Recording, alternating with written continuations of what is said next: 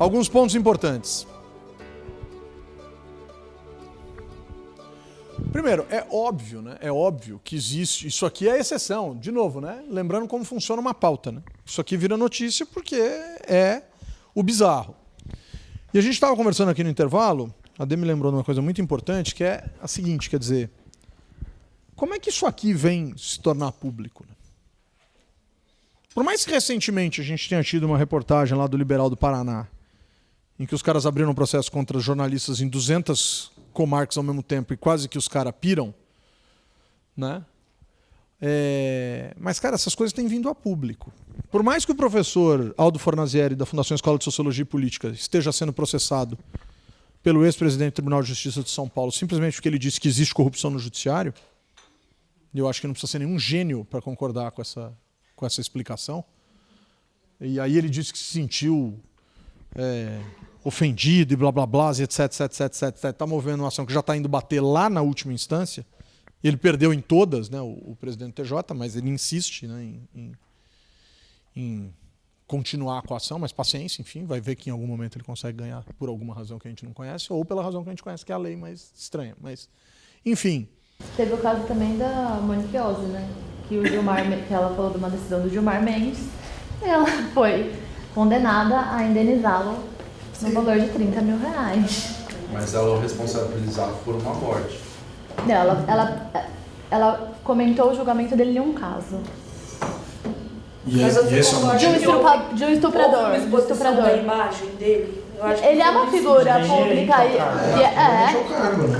e ela né? comentou uma decisão de um cara que estuprou não sei quantas mulheres. Ela comentou a decisão dele. Do Abdel Maci. Ele escutou o Abdel Maci. Do Abdel Maci. É porque é um cachorro grande. Né? Exatamente. Mas isso aqui é um sinal horroroso, claro que é. A gente ainda lembrou do caso da juíza que determinou que a menina fosse presa lá com os homens lá no Pará, tal, não sei o quê, enfim. Que eu acho que é uma coisa mais grave, né? Quer dizer, bizarra. Mas a gente tem que considerar o seguinte, há poucos anos atrás, um presidente do STF, agora que vocês estão falando da imagem, tá melhor nem citar o nome, porque vai que... soltou a seguinte frase, né? Quer dizer, questionar a justiça ou questionar o poder judiciário é uma afronta à democracia.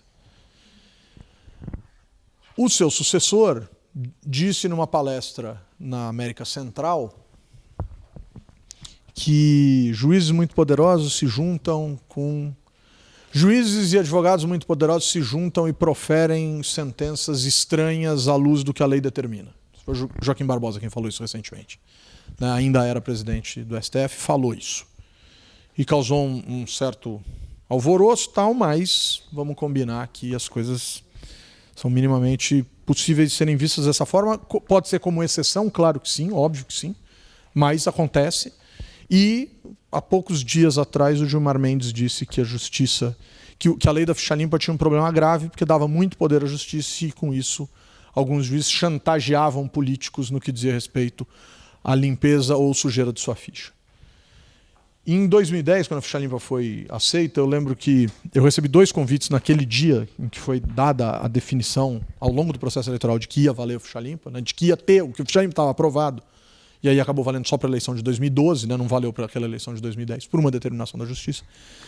Mas eu lembro que me chamaram em 2 lugares, um ao vivo pelo telefone, numa rádio chamada Rio São Paulo FM, ou São Paulo Rio FM, no Vale do Paraíba. Estava querendo ser uma espécie de uma concorrente da Band Vale, né, da Band News Vale, do Vale do Paraíba. E aí a jornalista entrou toda entusiasmada, professor Limpa, finalmente, blá, blá, blá, blá, toda feliz e tal.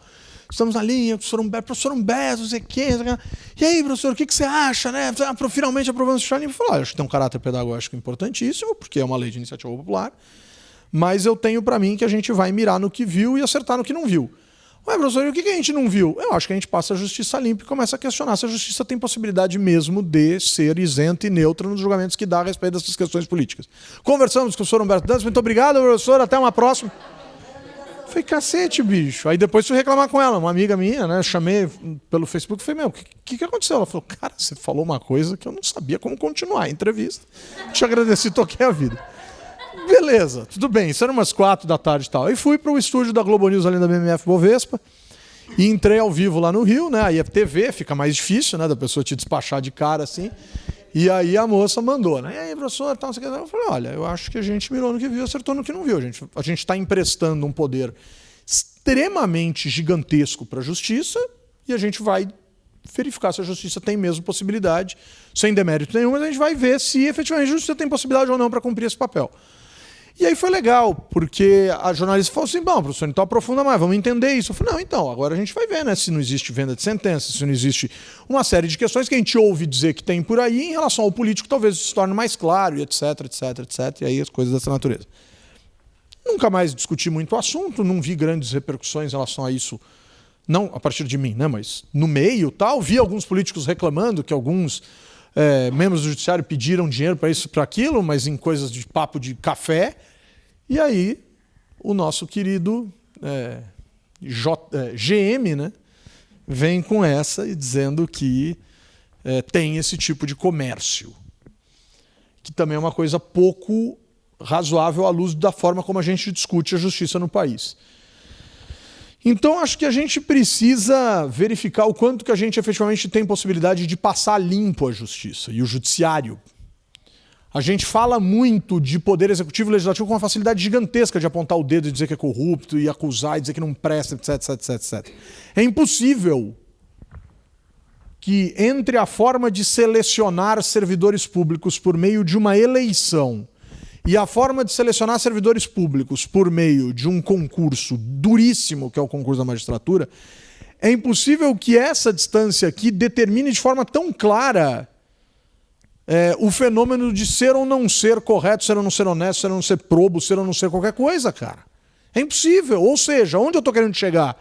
Que tanto os eleitos quanto os concursados para os cargos de maior responsabilidade do país, é claro que existem pessoas geniais e maravilhosas, e é claro que existe o que há de mais deprimente em todas as possibilidades de espaços existentes dentro desse negócio.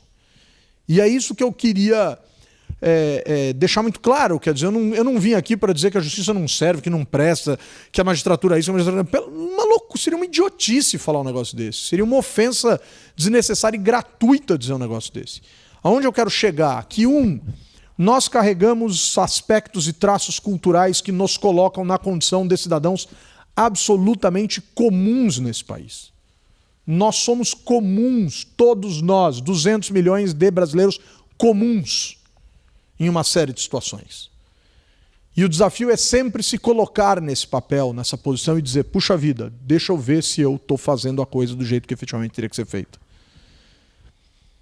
E esse é um desafio muito grande, sobretudo em instantes, em momentos em que predomina em certas carreiras, e aí eu vou me colocar completamente dentro desse jogo, em que predomina a arrogância. A academia é arrogante.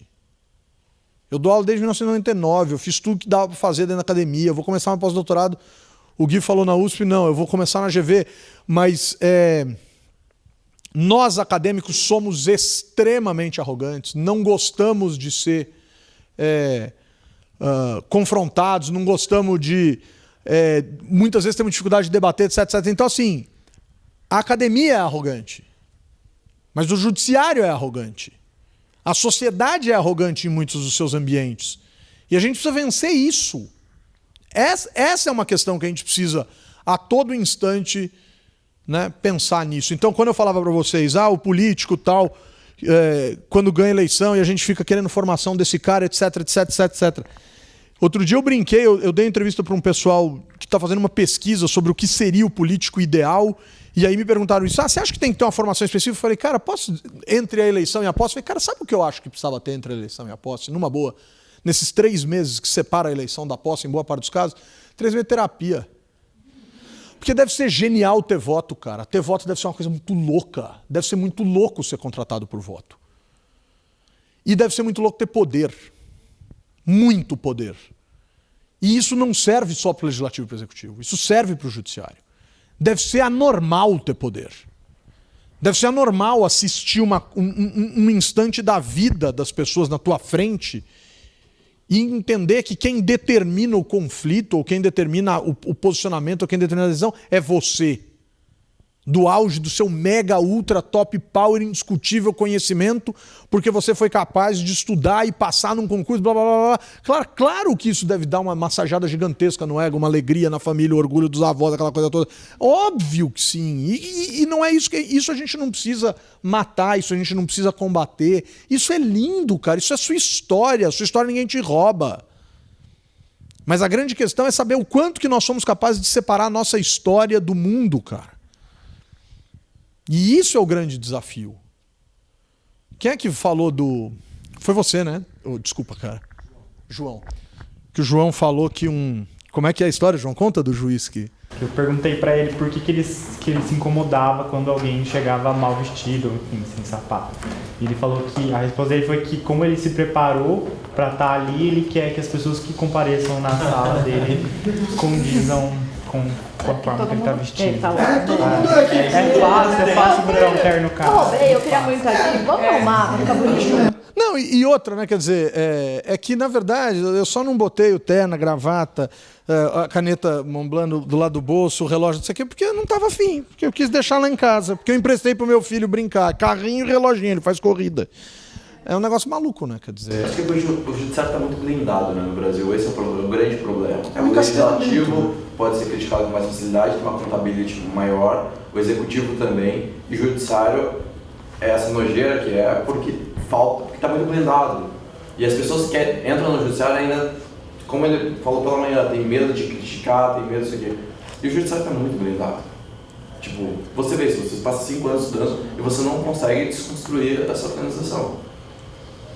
Fora que tem medo, né? Então, quantos se sentem à vontade, estudando para concurso, por exemplo, para fazer um post no Facebook ou num blog ou numa coisa qualquer, desancando para cima do judiciário, racionalmente, dizendo, olha, isso é um absurdo, isso não podia acontecer, blá, blá, blá, precisamos desconstruir isso, precisamos acabar com aquilo. É liberdade. Já teve menor vontade de entrar no concurso, então...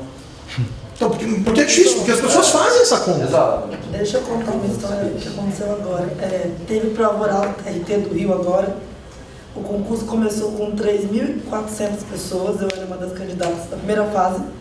Na última fase chegaram 4 candidatos, dos 3.000 e poucos, né? A sentença passou pouca gente. E aí na prova oral, bem que você está falando, na prova oral eram 2 meninas e 2 caras. Um desses meninos, e a prova oral é pública, então não estou contando nenhuma fofoca, né? Chegaram para a banca, chegou para ele, primeira pergunta, sorteou o ponto, tem as 24 horas e tal. Primeira pergunta, doutor, você acha que como juiz você pode ter partido, não ser filiado a um partido, mas opinião política, não sei o quê? O menino, todo mundo se entreolhou porque o ponto dele não era isso.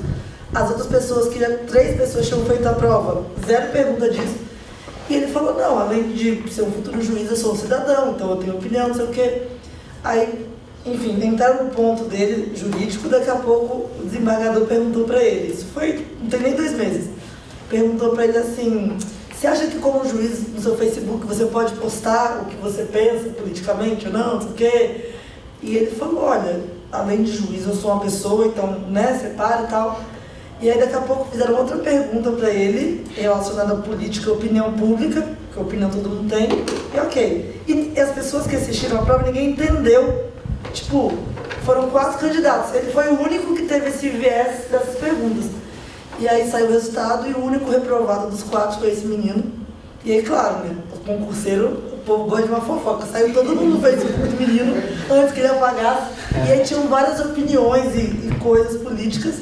E aí, como você fez essa pergunta agora, até, sei lá, 1 ano atrás, eu acho que eu Denise, que estudo há 5 já, não teria esse medo. Mas depois do menino, tipo, todas as pessoas que eu conheço do concurso, todo mundo começou a ter o que é ridículo, porque você vai ser juiz, você é uma pessoa. Então essa é uma história que não tem 2 meses que aconteceu. Mas isso é muito louco, né? Porque se você pensar,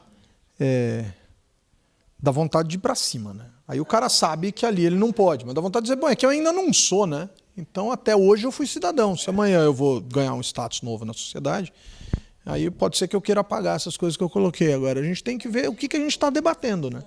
Se a gente está debatendo o que pode ou o que é feito. Porque o que tem de juiz que... Por exemplo, essa juíza agora que mandou os corintianos ficarem presos no Rio de Janeiro.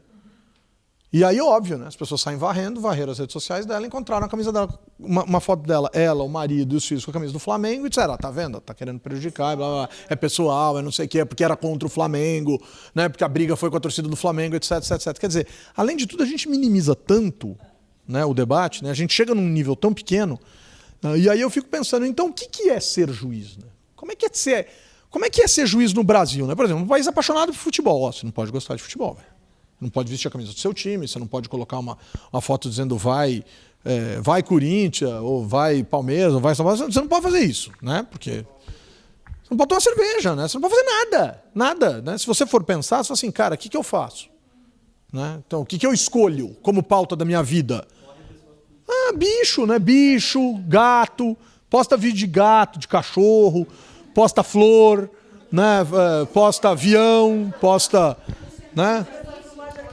Posta rótulo de água mineral, deve ser legal. Olha, o pH dessa é maior que o pH da outra, então ela é mais... Essa filmagem aqui não existe. Essa filmagem onde você vai ser postada? Posta azeite. Toma cuidado, hein, essa filmagem aí, a gente vou queimar esse trem, vou quebrar tudo nessa casa. Investigar a vida progresso, não quero que chegue aí. Passou para a juíza na década de 80, ela era mãe solteira. E era muito isso é um milagre. Ela era mãe solteira, mas mentiu no tribunal. É que não tá filmagem aí. Já aposentou. Já aposentou. Na época nós éramos pequenas, eu e a filha dessa minha tia. Então, a menina era criada na minha casa com a gente, porque naquela época me parece que o tribunal fazia algumas investigações, etc e tal, e ninguém podia saber que ela era mãe solteira e que ela tinha essa menina. E aí, quando a gente chegava em carnaval, por exemplo, a menina ia com a gente pular, minha prima, né, ia com a gente pular carnaval na escola de samba e tal, e a mãe dela jamais podia ir, jamais podia aparecer, jamais podia tirar foto, porque não pegava bem. Até hoje. A menina foi escondida por 2016. Em 80 e... Nossa, gente. É porque uma coisa é você ser juiz em São Paulo. Tipo, se eu sou juiz aqui, vai ser juíza no Espírito Santo, que é da onde eu sou. Em Rondônia, eu tava numa lanchonete de Rondônia, prestando concurso, passou um cara de terno X. Minha amiga, olha, esse cara é juiz, ele inclusive de Vitória. Pô, oi, tipo, você ser juiz, é que a gente tem muita cabeça de São Paulo, e ser juiz aqui é muito diferente. Qualquer outro lugar que você passa, é quase uma vida reclusa no começo, porque qualquer pisada, e não foi fora, qualquer pisada normal de um ser humano, você... Essa história é em São Paulo, né? Mas em São Paulo eu fui, em 81, eu fui negado numa escola porque minha mãe não tinha como levar meu pai para assinar o papel de admissão da minha matrícula na escola com 6 anos de idade. Não, mas o pai dele precisa vir aqui assinar. Não, mas eu não vivo com ele, não tenho contato. Tal. O menino não tem pai? Não, se o menino não tivesse pai, né, a gente tinha que fechar a perna para andar na rua, né? Porque pode ser que o vento bata, né? Então não, claro que tem pai. Não vive comigo, não tenho contato e não virá aqui. Então morreu. Não morreu. E se morreu eu não fiquei sabendo. Então não dá, não tem diálogo, né? Não tem diálogo. É a sociedade que a gente vive, cara. Mas, né? A escola fechou. E meu pai morreu. Mas eu fiquei sabendo depois. Mas naquela época eu estava vivo. Bom, vamos começar a tentar resolver a nossa vida aqui. Tem 700 milhões de modos de resolver a nossa vida aqui. Vamos tentar pensar num instrumento que seja, numa ferramenta que seja. O Charles Wright Mills oferece para a gente uma ferramenta chamada imaginação sociológica. Nasceu em 1916 no Texas e morreu em Nova York em março de 62. Sociólogo americano, deu aula em Maryland, em Colômbia, e conhecido pelo livro Imaginação Sociológica, publicado pela primeira vez em 1959. Essa é outra mania que o mundo precisa parar de ter, né? De dizer, mas não é de 2015? Não, é de 59. Né? Então, e é bom. É legal, é importante, presta, serve. O que ele vai dizer do conceito que ele cria, ou que ele desenvolve, o método, enfim, a ferramenta, o instrumento? O conceito de imaginação sociológica, o uso desse conceito aqui, permite que as decisões anteriores, que pareciam sólidas, passam a ser, então, como produtos de uma mente inexplicavelmente fechada. Sua capacidade de surpresa volta a existir. Adquirem uma nova forma de pensar, experimentam uma transvalidação de valores. Numa palavra, pela sua reflexão e pela sua sensibilidade, compreendem o sentido cultural das ciências sociais. Isso é uma das coisas mais lindas que alguém podia ter escrito na vida, mas essa é só a minha opinião, né? Pode ser uma merda isso aí, mas, enfim. Quando você se veste com uma tentativa de enxergar o mundo para além de você, ou dos valores que você imagina que são inquestionáveis, né? Ou seja, produtos de uma mente inexplicavelmente fechada, inexplicavelmente carrega juízo de valor, mas paciência, ele está fazendo uma crítica, né? Você volta a ter capacidade de se surpreender com a vida, com o mundo. E eu acho que a gente precisa de um pouquinho disso aqui, na nossa vida. Talvez no nosso judiciário, mas também no nosso legislativo, óbvio que sim, no nosso executivo, na nossa sociedade em geral. A gente precisa de um pouquinho disso. O grande problema disso aqui é que isso aqui bota mais uma vez a gente para pensar no confronto que existe entre responsabilidade e convicção e tenta entender o que é um magistrado. O Weber vai dizer no século XIX para o século XX que existem duas éticas que guiam as pessoas na sociedade, digamos assim. A ética da convicção e a ética da responsabilidade. O agente da ética da convicção é o parlamentar. Esse pode achar tudo. Claro que tem limite, a gente não conhece muito. É um alemão falando. Então é convicto das ideias. Então ele pode ter convicção. E o agente mais representativo, ou aquele que representa melhor a ética da responsabilidade, é o burocrata estatutário. O cara que presta um concurso, por exemplo, e vai trabalhar dentro de um órgão público ali dentro, batendo cartão todos os dias e fazendo o trabalho dele. Não tem nenhum demérito ou mérito em ser qualquer uma das coisas. São figuras comuns na sociedade. São tipos ideais. Usando o método weberiano, são tipos ideais. O tipo ideal do sujeito guiado pela ética da responsabilidade é o servidor público estatutário. E o tipo ideal de sujeito que é guiado pela ética da convicção é o parlamentar. Tranquilo? Pergunta, quem é o magistrado? E não tem uma resposta fácil. Não é assim, esse, aquele, não, esse aqui. Não, não é. Mas o que guia a cabeça do magistrado? O magistrado é guiado por responsabilidade? Claro que sim. O magistrado é guiado por convicção? Claro que sim. Qual o limite da responsabilidade? Qual é a explicação da responsabilidade? A lei. Qual o limite da convicção? Os valores. As percepções, as leituras de mundo. Quais? Quais podem, quais não podem. Porque, assim, o meu maior medo, toda vez que eu vejo alguém se preparando para juiz, é que eu estudei com um grupo de pessoas. Tinha gente muito incrível, mas tinha gente que, assim, enquanto conversava com você no bar, expunha certos valores e certas noções e assim, e sabe o que é pior? A pessoa é inteligente, abessa, ela vai estudar, ela vai passar no concurso. E ela vai te convencer de que ela tá certa. Ela vai passar. E aí pessoas que têm uma assim, gente, coisas assustadoras, coisas assim, que numa conversa de bar a pessoa vira e fala, porra, mas esses bolivianos também enchem o saco vindo pra cá. Ela vai passar no concurso, ela vai ser juíza. Entendeu? Se eu tivesse uma arma, eu matava esses fulanos, não sei o que, vai. Entendeu? Então, é isso que eu falo, tipo, qual é o limite? Então, se ela frear os sentimentos, né? Se ela reclamar disso em casa com o gato, com o peixe, com o cachorro, não tô, então, ou não é brasileiro, né? Ou não é latino, né? Ou não é sangue caliente, né? Então, esse é que é o grande objetivo, né? Se o sangue é caliente até na hora de dar a sentença, até na hora de se posicionar, até na hora de dizer o que pensa oficialmente, a gente tem um problema sério aqui. Quer dizer, isso aqui tem limite, cara. Se isso aqui tem limite para parlamentar, imagina para magistrado, cara, que definitivamente não é o tipo ideal de indivíduo que tem que agir sob a ética da convicção de acordo com a teoria weberiana. Tô tentando me ancorar em alguma coisa. Então, esse é um desafio. Outra coisa que me desafia, eu não consigo entender como a sociologia é tão ignorada e pouco entendida. Porque, claro que aí, mas você também é sociólogo. Não, tudo bem. Mas o desafio aqui é o seguinte, quer dizer, esse instrumento de olhar o outro, esse cara, ele não é produto de uma mente inexplicavelmente fechada? É óbvio que é. Que instrumento eu dou para esse sujeito? Onde está isso na formação desse cara? Né?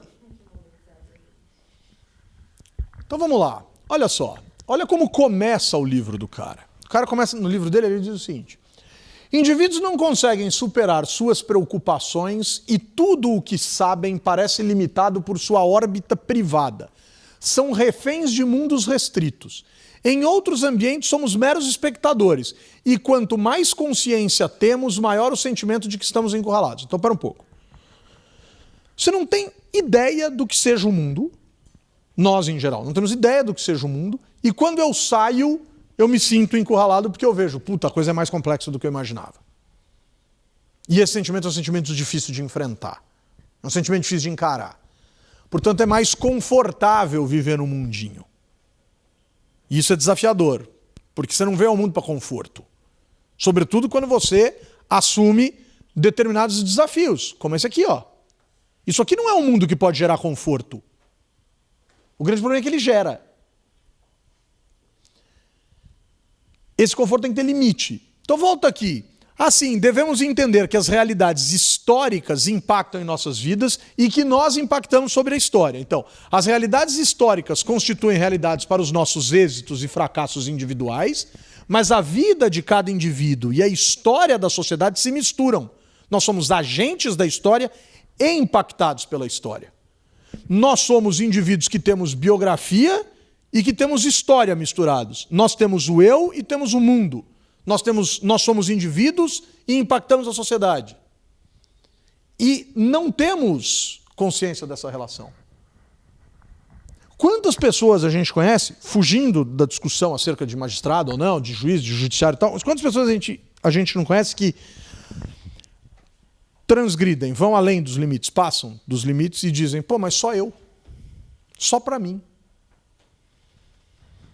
E quanto mais a gente faz esse cálculo do só para mim, sem a capacidade de entender o impacto que esse só causa para o todo, e de que obviamente não vai ser só, menos a gente tem capacidade de nos inscrevermos como agentes da história e mais nós estamos preocupados em escrevermos a nossa biografia. Só a nossa biografia, e não é esse o caso. Será que boa parte de nós não tem noção disso e nós não praticamos essa reflexão? Por exemplo, aqui nós estamos criticando o judiciário, poderia ter um grupo diferente, que estaria elogiando a gente.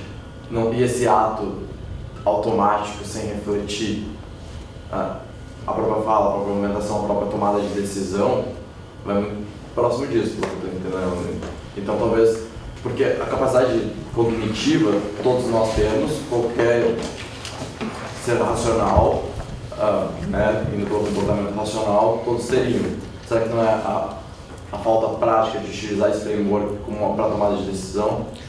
A minha pergunta em relação a isso é, quando você tem que proferir uma decisão, quanto você lê acerca de decisões anteriores proferidas em relação a casos semelhantes e quanto você lê de estudos da economia, da sociologia, da ciência política, da antropologia? Quanto você é capaz de fazer isso? Não é comum fazer isso. Né? Mas então, olha só. Então, assim, eu preciso resolver isso. Vai atrás para mim de saber o que quem julgou isso julgou, de que jeito julgou. Cara, você percebe que isso só reproduz? Isso é a lógica da reprodução, cara. Quem foi o primeiro? Guiado pelo quê? Há quanto tempo? O que passava pela cabeça? Que sociedade era aquela? Que momento era aquele?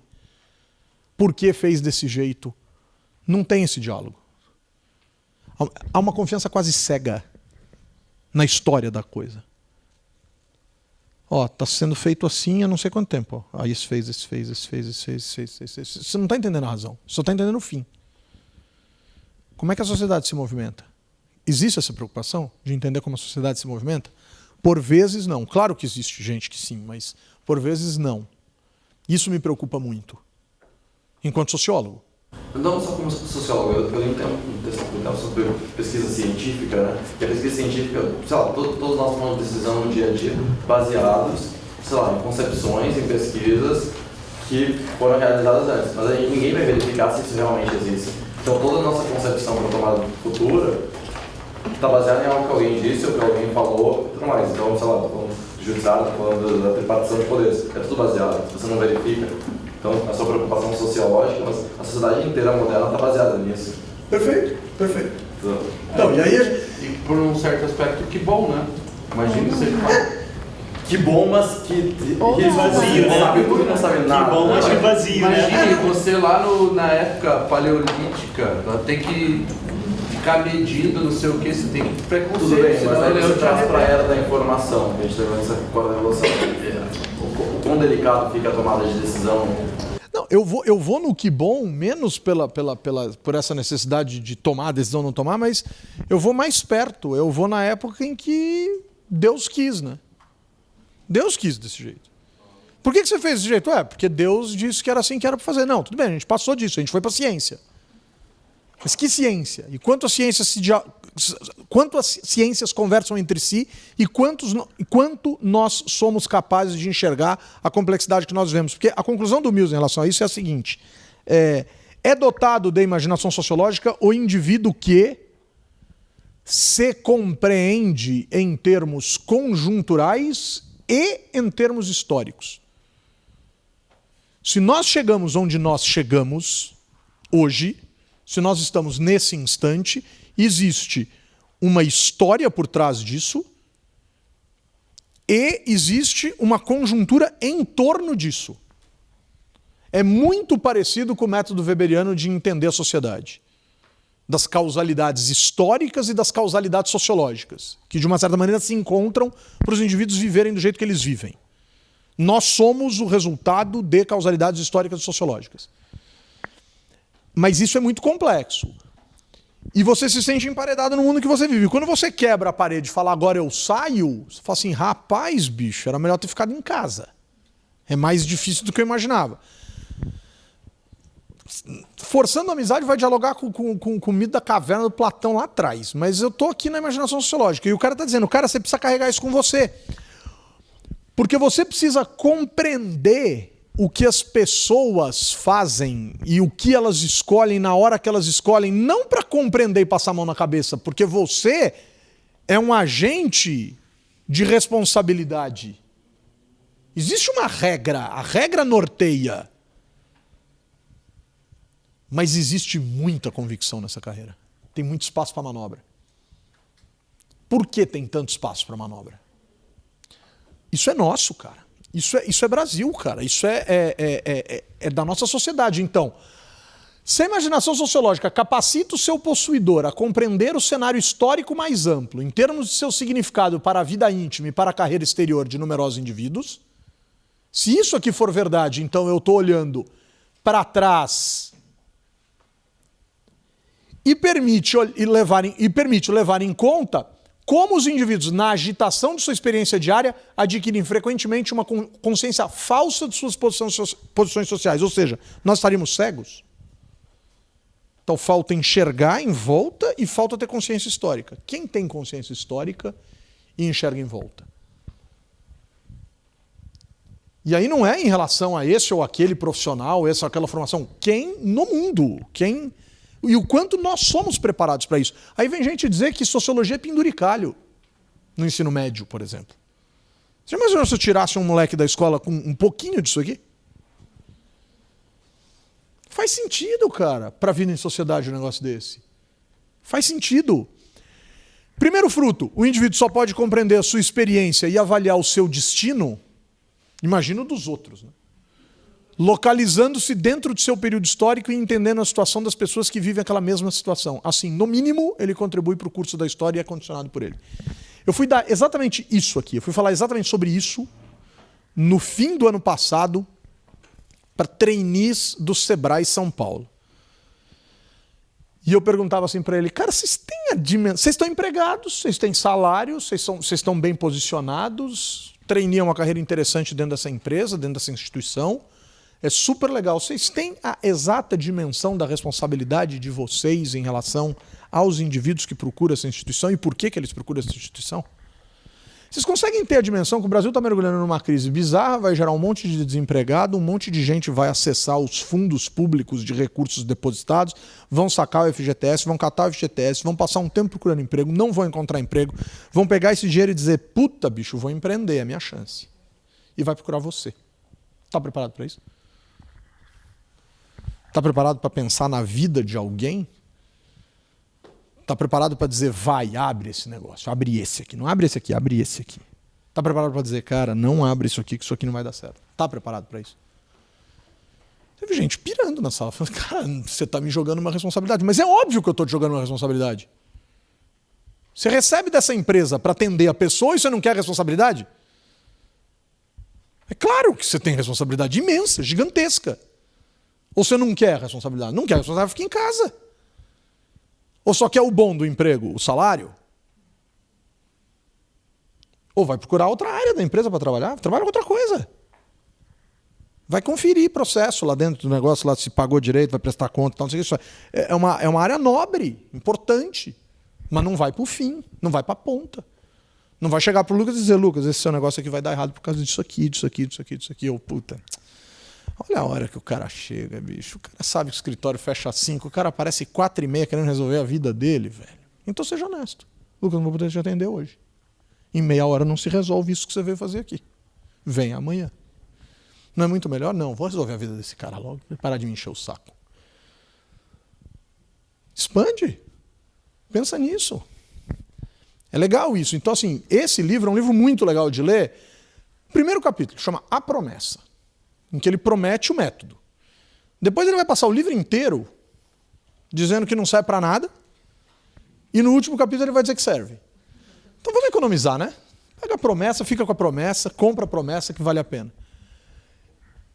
Com isso, eu compreendo a história, a biografia e a relação delas, eu passo de uma perspectiva a outra e vou das questões mais impessoais ao caráter mais íntimo. E conheço o sentido social, histórico, amplo e pontual. E percebo que as coisas, de uma certa maneira, estão associadas muitas vezes às expectativas e às perspectivas que a gente tem das coisas, né? Isso aqui virou um clássico na internet, esses bagulhinhos aqui. Vai ver que o Mil inventou esse meme, né? Olha lá, como o pai vê quando ele joga a criança para cima, como a criança vê, como a mãe vê, né? É isso, cara. A vida é feita de perspectivas. 4, 3, 6, 9. Estamos preparados para enxergar o 9? Estamos preparados para enxergar o 6?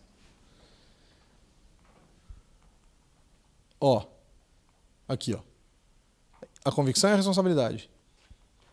Tenho certeza que isso aqui é um 6. Não, isso aqui é um 9. Tem diálogo nisso aqui. Deus queira que o juiz amanhã no julgamento ache que é um 6. Se for 9, a gente está fudido. As pessoas rezam. Já ouviram música que trata do judiciário? Conhecem alguma? Já vem na cabeça assim alguma? Lembram de alguma música que trata do judiciário?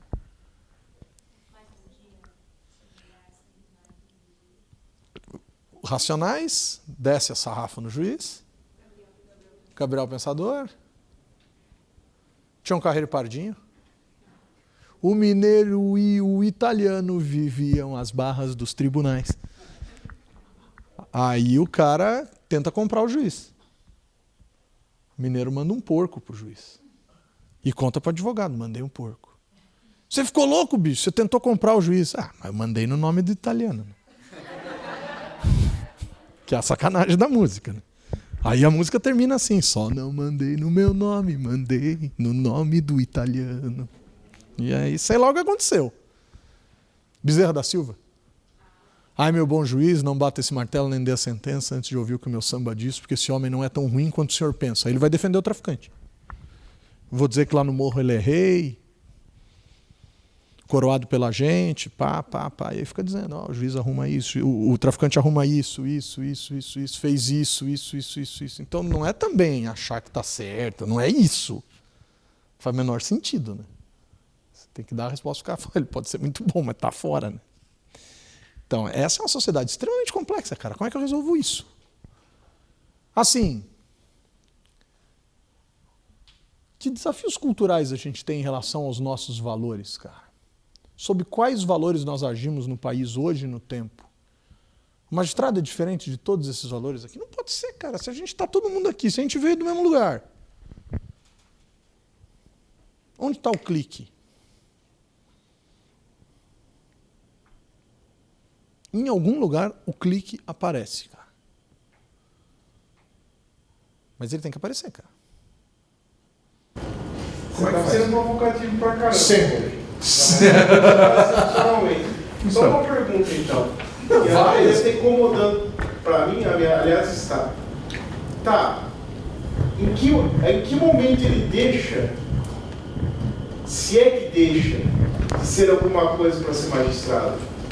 O que acontece na cabeça de um cara quando vira magistrado? Então é isso. Essa mudança institucional. Fantástico. Fantástico. Se é nesse momento, se é persistente, se é genético, sei lá. Então, mas olha que fantástico. Então tá bom. Esse clique você está dimensionando no tempo. Então, será que o cara vai ganhar 25 pau por mês? Então, vamos procurar isso, Thiago. Vamos procurar isso. Então, aonde que acontece? Vamos pensar que ele fala que ele julga o outro e a vida do outro. Mas está num ser ou num dever ser? Porque num dever ser não deveria ter esse clique. Quando você olha, a gente está jogando isso no mesmo espaço, no mesmo contexto, tanto político como o magistrado, o executivo, nós, os valores, o framework ético que você deveria ser o mesmo, não? Então, difícil, né? Imaginar. Exatamente, estou pensando nesse ser e dever ser, não sei se tem essa diferença. Volto para ele, né? Então, vamos pensar em possíveis cliques. A partir de quando você resolveu ser isso? Ou que você é isso, se sentiu isso? Não, desde que eu nasci. Bom, impossível. Impossível, ninguém nasce juiz. Né? Oi? Não, mas vamos pensar agora na segunda etapa. Desde que eu resolvi largar tudo para estudar. Então você tem que tomar um cuidado aí. Você vai me cobrar por isso depois? Porque você não tem direito de fazer isso. Estou pensando em termos morais. Você não tem direito de me cobrar isso. Larguei minha vida, larguei tudo na minha vida. Larguei meu escritório, meus clientes, blá, blá, blá, blá, blá, blá. E o mínimo que você pode fazer é ir de sapato. Afinal de contas, olha, e o mínimo que você pode dizer é que, pô, bicho, eu tô marcando agora, você não podia ter atrasado 2 minutos. Então, olha que coisa fantástica. Então, que horas é essa? Que momento é esse? Não, a partir do instante em que eu passei, assumi, terminei a escola, sentei na cadeira e proferi minha primeira sentença. E aí você se sentiu juiz. Tá. E você está preparado para isso? A partir do quê? Eu não estou dizendo que você não esteja, mas o que eu estou perguntando é, você está a partir do quê? Vou dar um exemplo concreto. Está gravando, vou me ferrar, mas vamos lá. Meu primeiro emprego com 18 anos na Assembleia Legislativa de São Paulo. Eu via a corrupção andando nos corredores. Assim. Eu via a merda acontecendo na Assembleia Legislativa de São Paulo. Você vê a merda nos corredores. Assim. Cara, que genial, bicho. É isso que eu queria para minha vida. Eu quero fazer parte disso. Eu quero entrar naquela sala ali que eu sei que os caras estão ali reunidos resolvendo o problema das piores coisas do mundo. Eu quero entrar aí. Eu não posso acusar minha mãe de ter me dado essa vontade, porque minha mãe nunca foi uma pessoa incorreta. O que será que me fez, em algum dia da minha vida, olhar e falar, eu queria estar ali dentro daquela sala, resolvendo com os caras? Cinema, minissérie de máfia, pode ser, cara. Mas não é um padrão, porque se a maioria é assim, então há alguma coisa que supera o subjetivismo. Então, se nós estamos falando que os magistrados, na sua maioria, são assim, algo acontece massivamente. Então... Pode ser uma característica que essas pessoas que são atraídas por essa carreira já trazem com elas? Sim, mas eu não sei se a maioria é assim. Também não sei, exatamente. Agora, ó o clique. Eu pedi um clique, né? Aí tá bom. Fui trabalhar, aí saio da Assembleia Legislativa, vou trabalhar dentro do Departamento de Economia da USP. Só com o professor da USP. E, por um acaso qualquer da vida, sei lá qual, caio para trabalhar com um dos caras mais corretos que eu já vi na minha vida. E esse cara começa a me dar exemplos. Não a mim, dizer, Bertão, tem que fazer assim, você pensava errado, agora você pensa certo. Nunca tive intimidade de falar com ele sobre isso. Mas eu começo a ver esse cara andar e fazer as coisas. Eu falo, puta, que show, cara. Não, peraí, esse cara tá certo, eu tava errado. Peraí, deixa eu olhar de novo. E aí cai numa disciplina no mestrado chamada Cidade e Cidadania, que passa um semestre inteiro só para definir o conceito de exclusão social. Semestre inteiro. Inteiro, e eu saí sem saber dizer para você direito o que é. E aí eu falei, caralho, bicho, tem o outro. Tem o outro. Tem o outro e tem esses valores aqui. Mas, cara, essas coisas não podem ser frutos da sorte e do acaso. Então, dei sorte de cruzar com duas coisas dessa, geniais, o professor Lúcio Covari e o professor Heron do Carmo, e falar, puta, que sorte que eu tive de ter esses dois caras na minha vida. A gente precisa melhorar, né? A gente precisa ser um pouco mais do que sorte. Ou, claro, eu posso ser otimista e dizer assim, não, Humberto, você que teve o azar de ser desviado, né? De em algum momento pensar errado e dar sequência a isso. Será que eu tive o azar?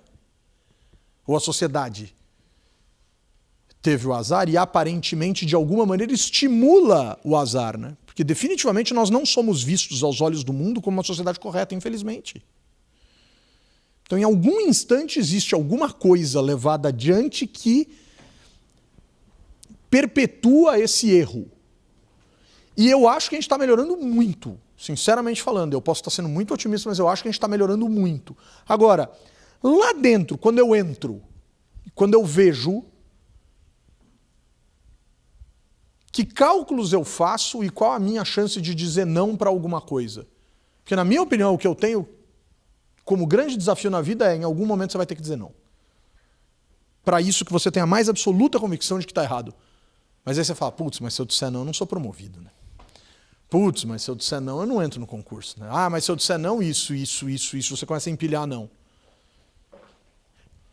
Definitivamente eu não tenho resposta. Eu, particularmente, não tenho, e qualquer um aqui pode ter, e todos podem ter, e eu só não tenho, enfim, não sei. Mas, definitivamente, a pergunta é, aonde está o clique, aonde está o detalhe, aonde está a questão? E eu não estou aqui querendo dizer, de jeito nenhum, não seria arrogante a ponto de fazer isso, de dizer que, eu com esses dois caras, tal, não sei o que, eu sou um puta cara diferenciado. Longe de mim ser isso, longe de mim ser isso. Eu sou um cara bem comum. Mas acho que quando você olha pro cara comum, se a gente entende que todo mundo é racional ou não, né? Se todo mundo pesa custos e benefícios na tomada de decisão e é racional o tempo todo, ou se não, esse pensamento analítico não faz parte. E aí, provavelmente, quem já é o início da criminalidade, eu estou começando a ver agora o causa da criminalidade, tá? E os fatores de como a biologia e DNA estão influenciando nisso. E se alguém estudar, quiser comentar alguma coisa, tudo bem, estou vendo um pouco. Mas assim, parece que o fator do DNA realmente, junto com o fator social, tem um aspecto bem relevante.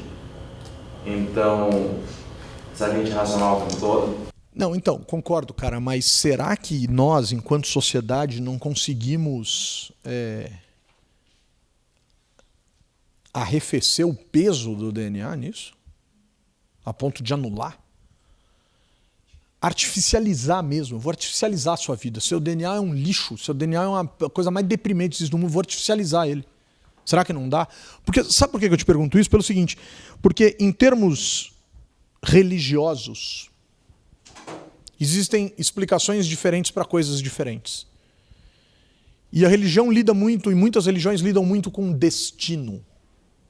E algumas pessoas dizem assim, aconteceu com você porque estava escrito. Tinha que ser desse jeito. Isso é um jeito maravilhoso de você de aceitar certas coisas.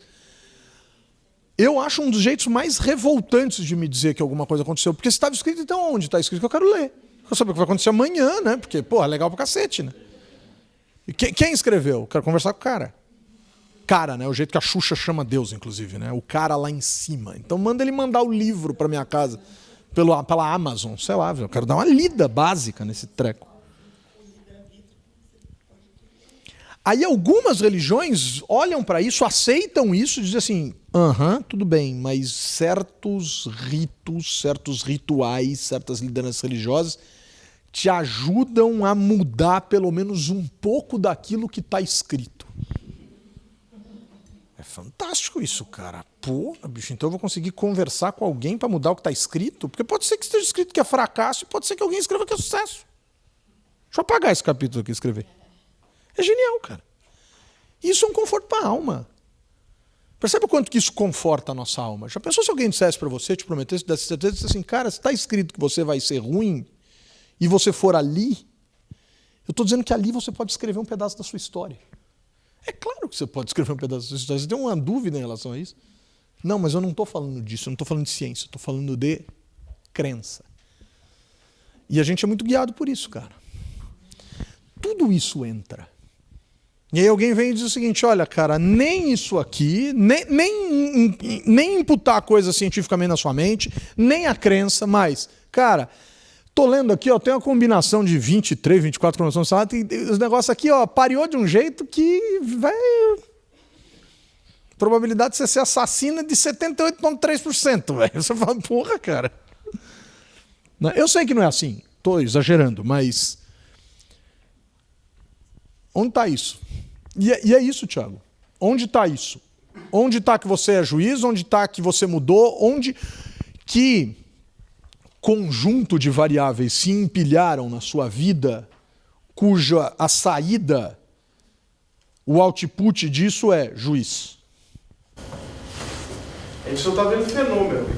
Nós estamos só trabalhando com fenômenos. Sim. É assim, é aquilo, é perseguidor, é as músicas...